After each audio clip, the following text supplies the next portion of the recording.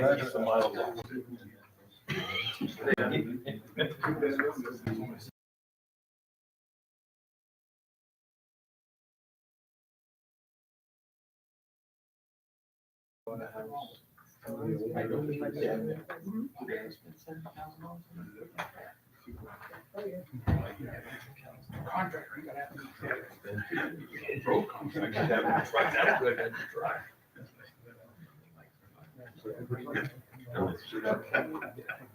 It's not the plot plan. No, it's numbers.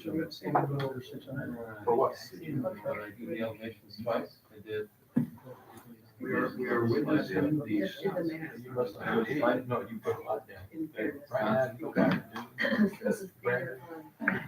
The elevations and stuff. A lot more than that. How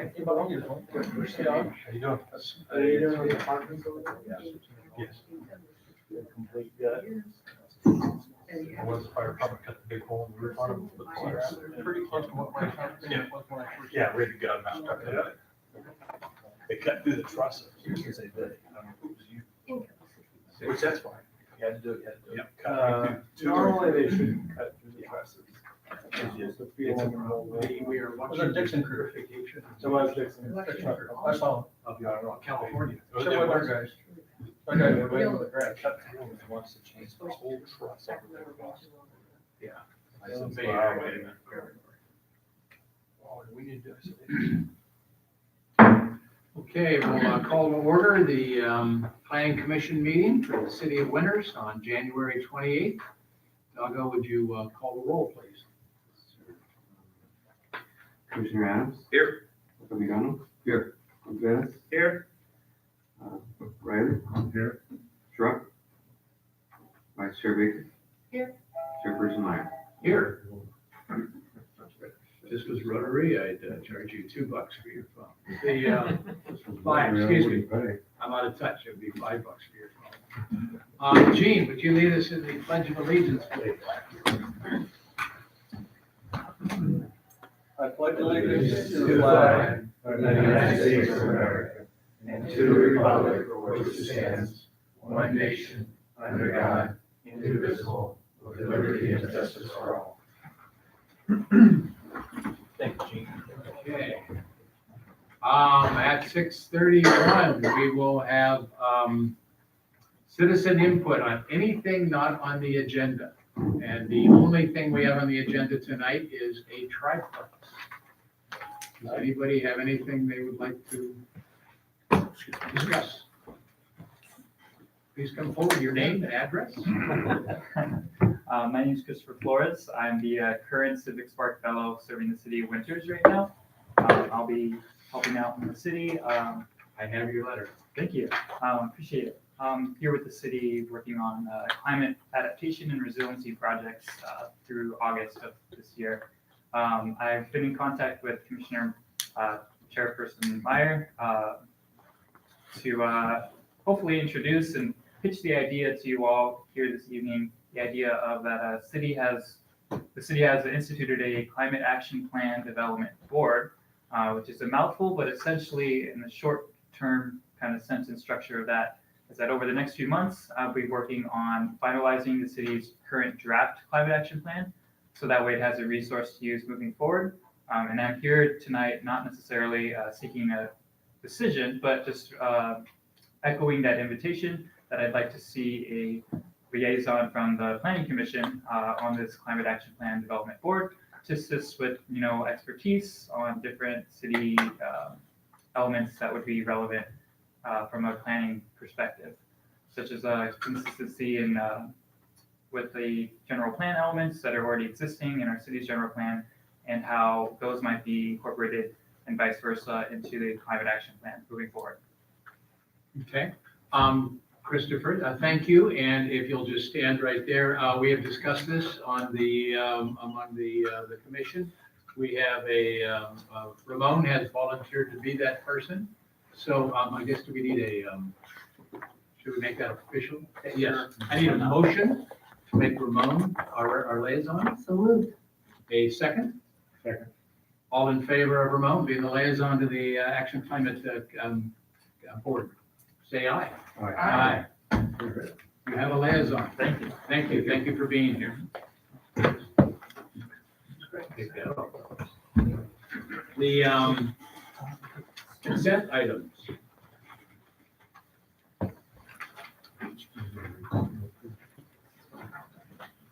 Minutes, any comments? Oh, come on, Ray, find something.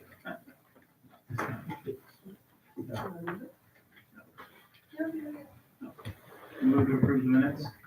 Okay, do I have a second? Second. Okay, all in favor, say aye. Aye. Minutes are approved. On to a, discussion item, our discussion item for the night. Mr. Yes. Deswell. The plot, they meant to give you a plot plan to look at. I know you have in your plans, but I put up the wrong photo with the text, so deleted it. But the proposal tonight is involving a lot at 611 Second Street. There was a single-family home there up until recently. The home was built in 1934, and a demo permit was issued in August of last year. And I looked at the property. Other than a dumpster being left, there wasn't much left of the house that had been on the lot. It had been located towards the rear, closer to those apartments that are just to the east. The proposal is for a triplex. It would have two-bedroom units and one-bedroom unit. It would be 2 stories. The overall square footage is roughly 4,400 square feet. I would describe the architecture, I did describe the architecture as sort of a retro look. It looks, if I can get front, sorry. From the street side, it looks a lot like the houses that are in the area. Queen style, I guess would be a way to describe it. It's completely sided with a horizontal siding and trim. You can see it has kind of craftsman-like windows with multi-pane on the upper level and cleared on the lower part. The garage doors have all got windows along the top edge. And the columns that you see at the various entrances are wrapped up to wainscot height with a brick veneer. I didn't really have any comments. I think it's a very nice looking proposal, and will, I think, do a lot to enhance that corner of the street, even though there's still a vacant lot in between. I went to the site and I was there multiple times. I looked at these 2 trees. There's a fir tree, I believe, or pine of some sort nearest the street, and then kind of slightly taller in the left upper portion, you can see the redwood tree that straddles the property line between this house and 607. We normally require a street tree for a new lot or new development, but obviously this tree is already established, and to the extent that it can be saved, the applicant has indicated that that's his plan to do so. I know from experience with trees, that when you build around a tree during a construction site, you need to protect that tree. Usually an arborist gets involved and suggests that you stay away from the drip line so that you don't compact all the soil that's adjacent to the tree. So that's something that will need to be done. I don't have a plot plan, but if you look at yours, you'll see that there is no walkway leading to the front door. I described it. I forgot that one. I think it's the first slide, or the elevations, first elevation. Yeah, and so I suggested a walkway to provide access, and maybe just to jazz it up a little bit, maybe line the edges with brick, sort of as an edging, just to give it some contextual tie-in to the columns that have brick veneer as well. And I think that's pretty much it. There is a typo.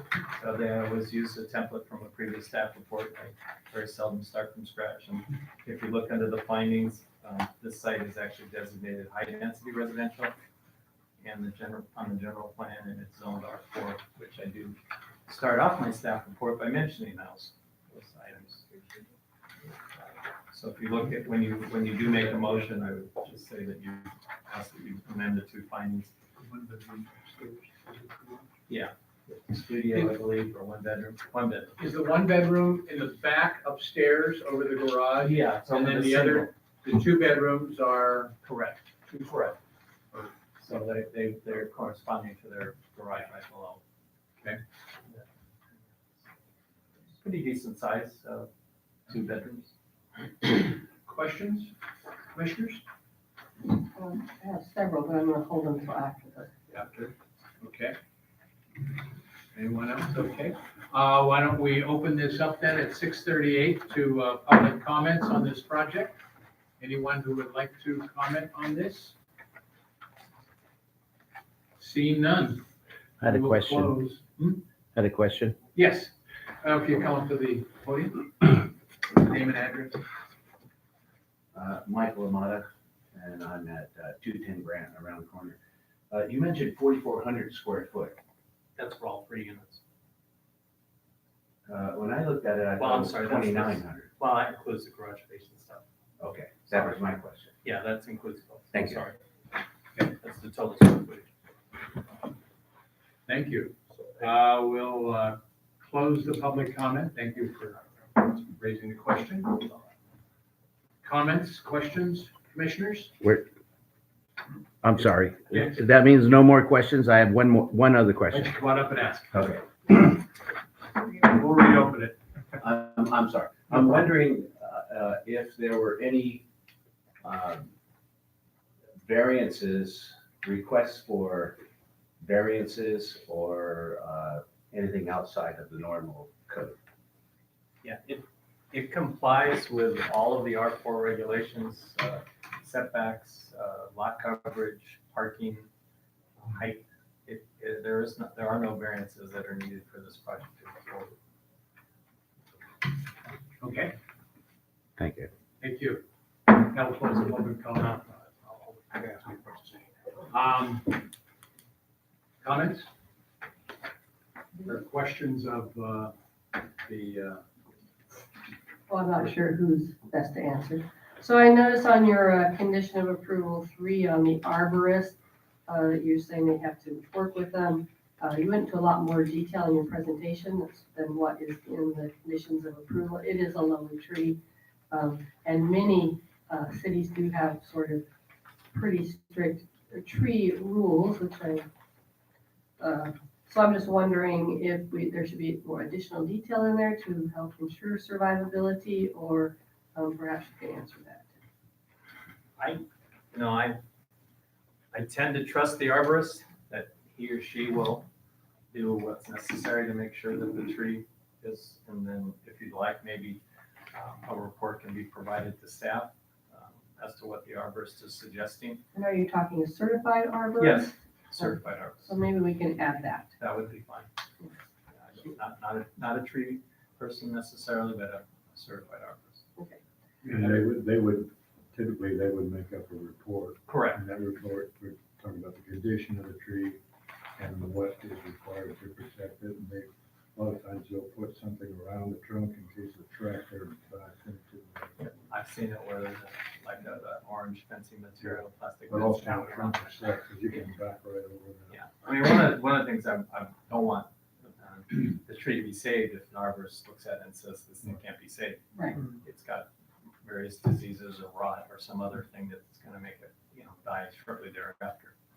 Right. So, Then my second question is, I'm assuming that the walkway you're asking to go up is ADA accessible, but there are ADA accessibility requirements for a certain number of multifamily units that are constructed. So if you've got a second floor, 1 bedroom, and two-story, 2 bedrooms, how is the project meeting ADA compliance?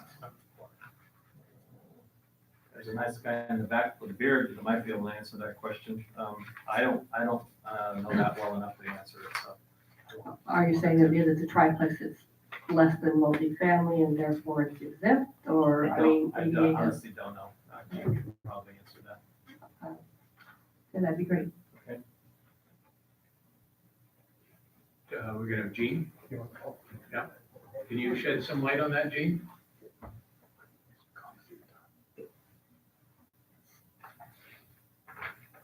Gene Ashdown, building official. My understanding current code is that this project is exempt from ADA requirements.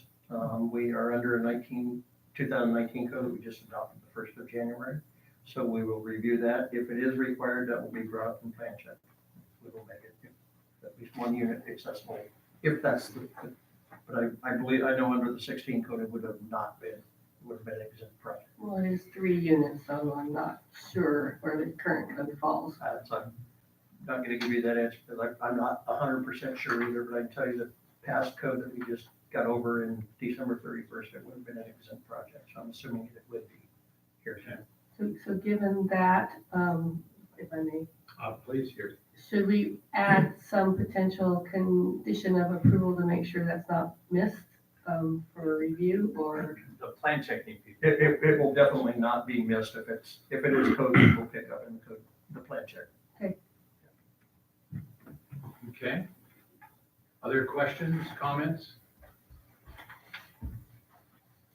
I have. Yes, Don.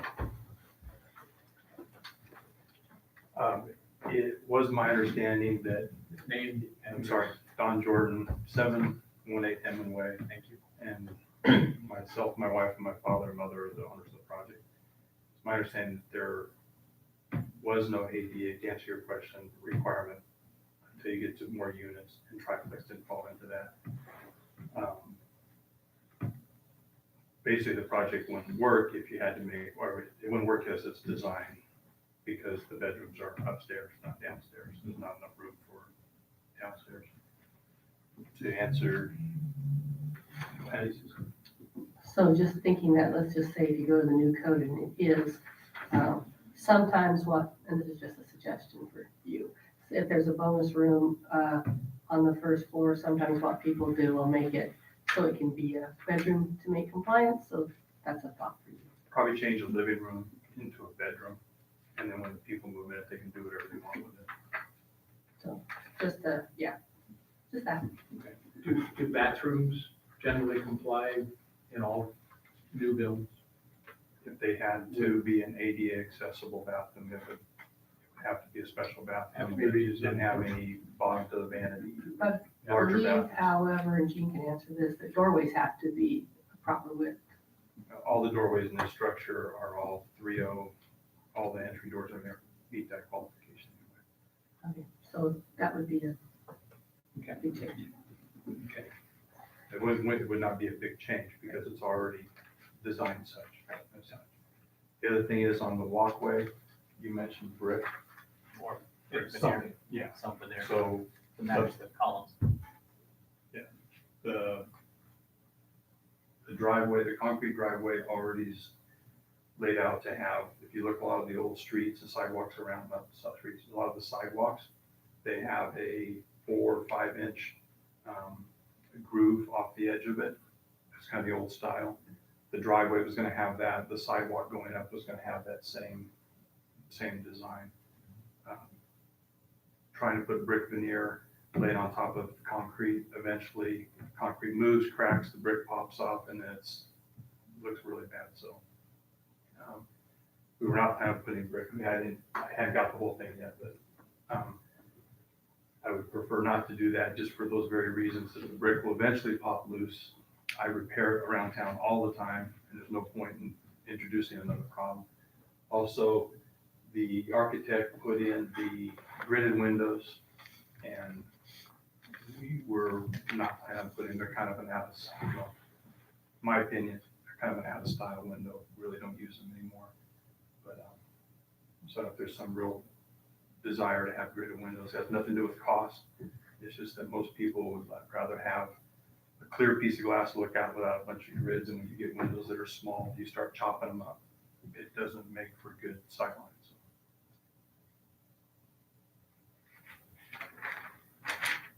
Okay. While I'm here, any questions for me? I think this is a great project. It is, renters needs stuff like this. It adds to where people can live. Yes, I do have one other comment. Yeah.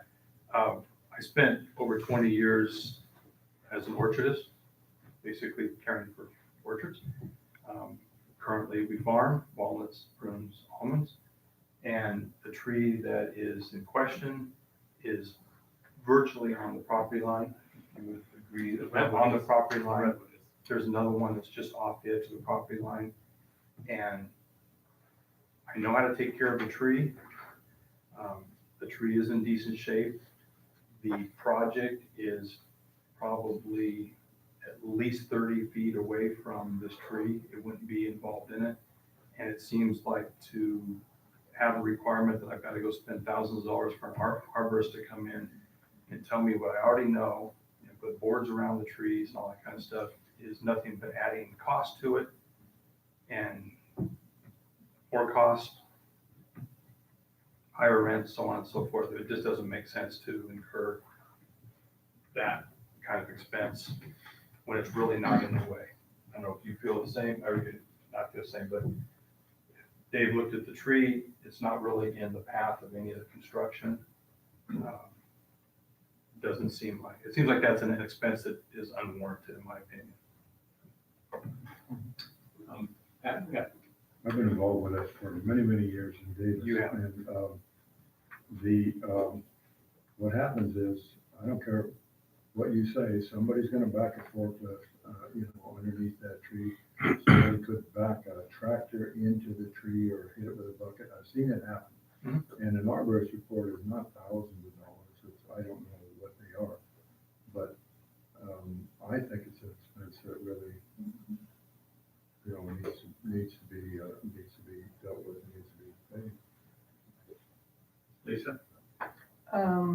So Dave, condition 3, which I had understood that the applicant was okay with these conditions, is about the tree. And condition 4 speaks to the brick veneer. So am I not understanding that the applicant has agreed to these I mean- conditions? This is news to me. I heard nothing from him at all after he received the staff report. So, and that, I can't speak to why he didn't let me know that he had issues with them. Yeah. May I comment on? Yes.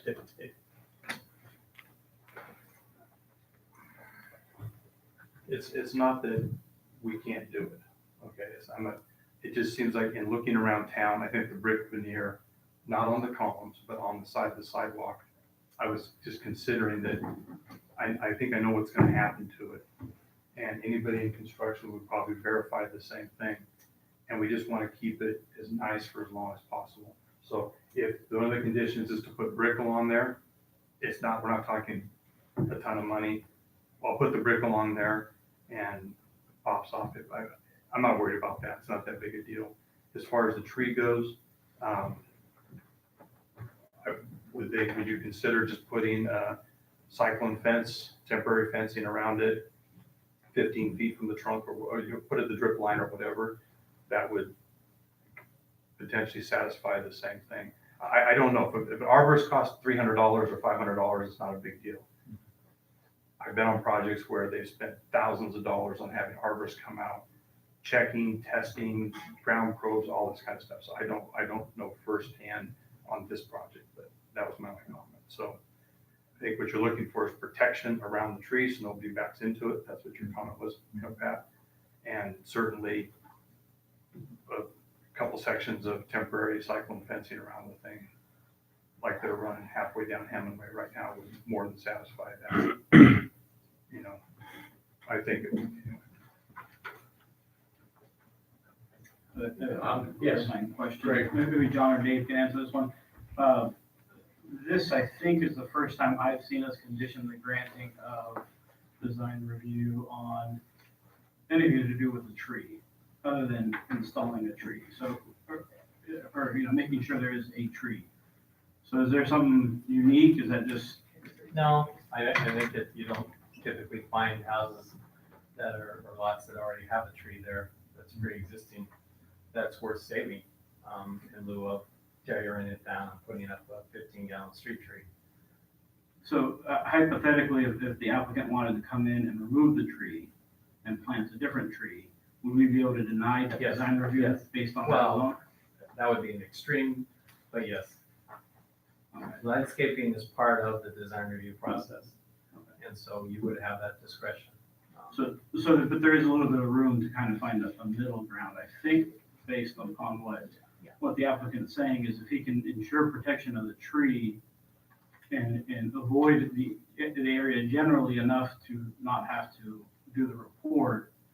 I mean, because you said so yourself. Yeah, and that's It's a fine. district I line mean, and- as I said, I have firsthand experience of not hiring an arborist and watching when that site gets redeveloped, and this has had a house on it, so it's not quite the same. You know, the trees subsequently died, and the homeowner was pissed, to say the least, because then they had to bear the expense of taking the tree down, which, if you look at that tree, that's probably a sizable bill. But, you know, this is a site that's been developed before, so I think the pine tree is used to habitation, so protecting it from being hit by a vehicle is probably as good a solution. Lisa, your comments? Well, having done a lot of development, you know, a lot of different places, I will say, right, that if you're not doing it in accordance with how you've laid it out in the plan, your tree mortality can be very high, partly just from soil compaction outside of where you might think the fence needs to be to prevent it being hit, but still within the major root ball zone. Personally had to be project manager on projects where high tree mortality did occur for that very reason. That's one reason why I asked the question that I did. Kill the tree, I'll plant a new one, whatever you want. I like that tree. We want to save the tree. Yeah.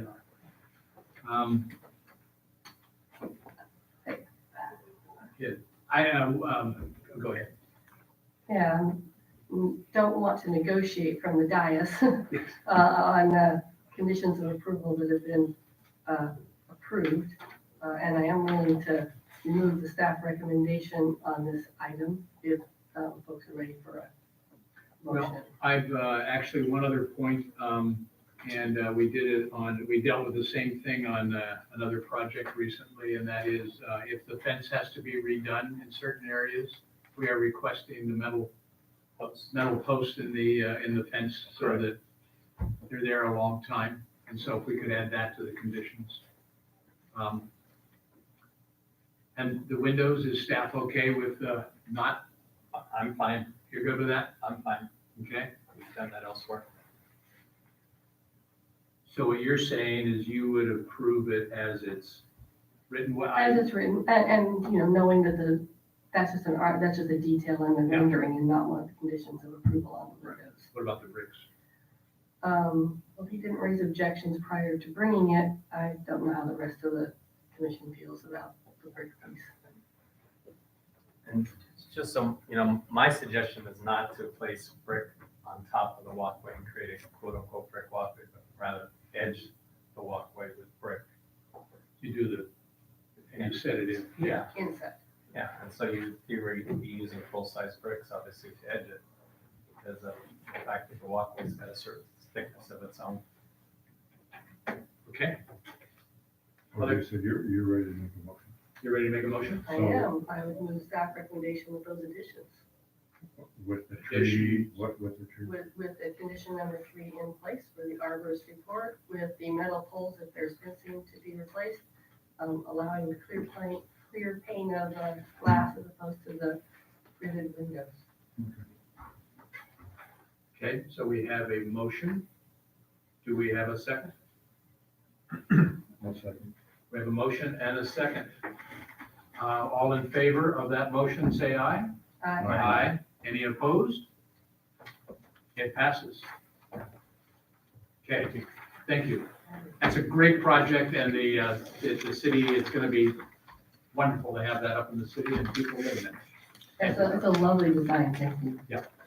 Great job. So the next two items is just simply that you make a motion to continue to February 25th meeting. You don't have to take any testimony or anything tonight. I Okay, did send out notices on the 202 Russell.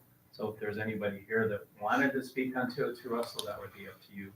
The third item is obviously city driven, and I'm sure there's nobody here tonight for that particular item. Is there anybody here to address the item of Russell? No, okay. So then we need a motion to continue these two items, item B and item C on the agenda to the next meeting. Do I have a motion for that? I'll make that motion. Dave made a motion. Do I have a second? We have a second. All in favor of that motion, say aye. All opposed? That's done. Staff comments? Anything? Yes, John? Just real quick, thanks for everybody coming out for the workshop last week. Probably the funniest aside is that, we'd only used the thing one time. And we probably should have limited the number of responses that some people could get. But the other thing that we didn't disable was the caller ID. So we know everybody and what everybody said. And just so you know, everybody on Facebook could see what everyone has said too. Yeah, so it was awesome. And there were more people on Facebook and they were at the meeting, right? Or at On our YouTube Yeah. and all that, so Yeah. we had more than double the people watching, and so. So speaking as a person who had to be ADA compliant because of my horrible case of laryngitis, I especially appreciated being able to actually participate remotely from Facebook and didn't feel that my lack of voice made me voiceless. we have a budding format of public meetings, which would be great. So we're gonna work on it. I've got a consultant coming in tomorrow that I'm gonna kind of chat about strategy on some things. Before we really hit it too hard, I'm gonna send everybody out a draft. I'm actually gonna give the public a view of the draft. What am I missing for the council? I can do our best on that. So Tuesday, the city council agenda is an RFP for consulting services for our housing development.